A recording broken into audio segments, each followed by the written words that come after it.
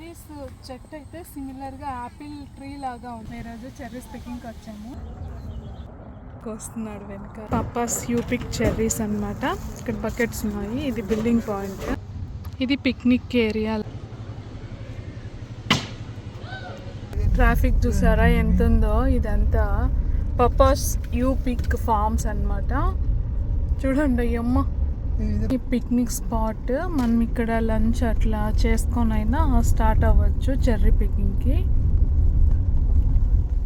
ఇది అంతా parking lot.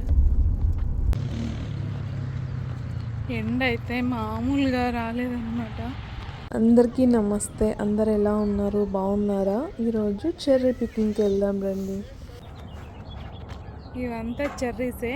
చెర్రీస్లో ఇదొక టైప్.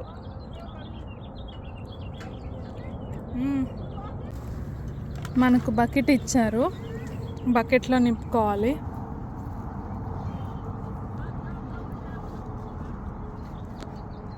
చెర్రీస్లో ఇది ఇంకొక టైప్.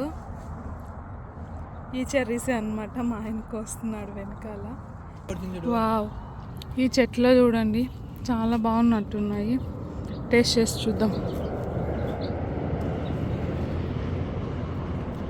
బాగుంటే ఈ చెట్లో కోసుకుందాం, లేకుంటే వేరే చెట్టు దగ్గరికి వెళ్దాం.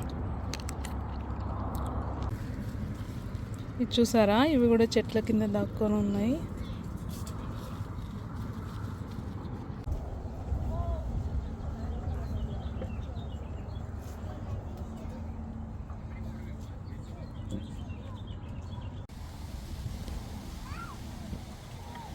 సో ఈరోజు చెర్రీస్ పికింగ్కి వచ్చాము.